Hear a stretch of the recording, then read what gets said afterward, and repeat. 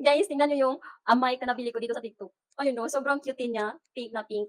Ay akala ko wala siyang, iOS kasi iOS yung ginagamit ko nagvi-video ako guys. So akala ko Type C lang siya pero nakita ko pala dito sa box niya, dito pala nilagay yung pang iOS guys. Sobrang ganda ng, boses niya ba, sobrang ganda ng boses niya guys, 'di ba? And ang lakas niya kahit mahina lang yung boses ko. So, parang meron siyang noise reduction pero konti lang, 'di ba? 'Di ba naririnig niyo?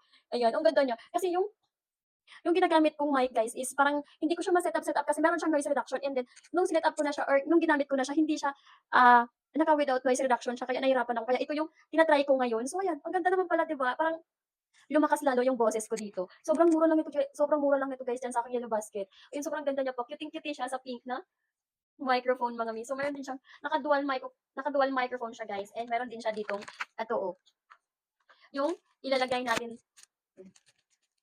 ilalagay natin dito para maganda naman siyang tingnan. Ayan saan ba yun? So ayan guys, para siyang Boya microphone pero hindi, hindi siya Boya microphone guys. 'Di ba ang galing? Perfect 'to guys sa mga nagsisimulang mag-affiliate diyan or nagsisimulang mag-content creator guys. Sobrang mura lang nito guys diyan sa Yellow Basket. Sobrang ganda 'di ba? Grabe. Hindi siya halatang mumurahin lang guys. Ilagay ko na lang diyan sa aking Yellow Basket, i-check niyo yan diyan.